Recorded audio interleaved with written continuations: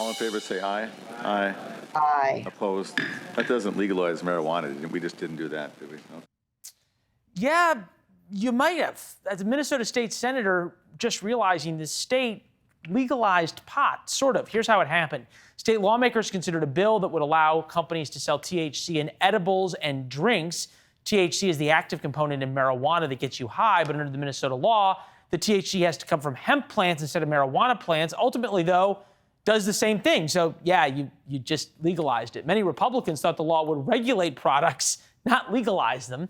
Now craft breweries are cashing in, cranking out cannabis-infused drinks, mostly seltzers. To be fair, each drink can't have more than 5 milligrams, which isn't enough to knock you out, but the effects are there, and they come on quite quickly. Keith Villa knows a thing or two about cannabis beer, co-founding of Saria Brewing, author of Brewing with Cannabis Using THC CBD in Beer. You are an expert on this. So did Minnesota really just totally screw this one up? I haven't read through the bill, or actually law now, but I believe they could have done it in a more thorough, vetted fashion, similar to the way we did it in Colorado and the way California did it. Okay, so I guess you guys can now start selling something up in Minnesota. They're saying, hey, it only has 5 milligrams of the psychoactive part of marijuana. Does that mean it's just sort of all fun and games? Not at all. The first thing I think about is, okay, what about children? Does it have the child-proof opening to prevent children from consuming this? Because these fruity beverages could appeal to kids. It's got to have protection for kids. Second is, will the dosage that's stated on the label still be in the liquid when it's consumed?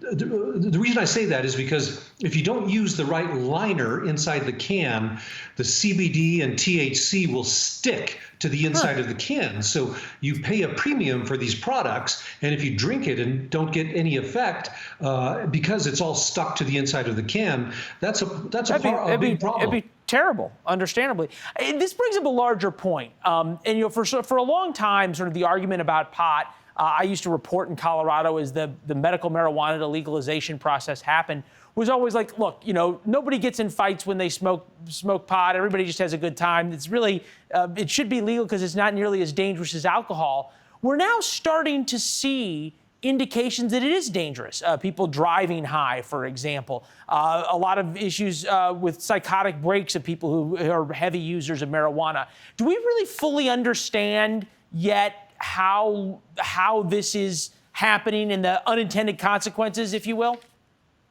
We don't. There's a lot of unknowns with cannabis because it's been federally illegal for so many years. There really isn't a lot of data and research that's occurred to allow us to understand what's going on. And more importantly than that is, what effect is there when you mix marijuana with alcohol? That potentially could be a big problem. I don't know anybody. A lot of unknowns, and it could be very dangerous. Yeah, I don't know anybody who's ever done that in my life, I promise.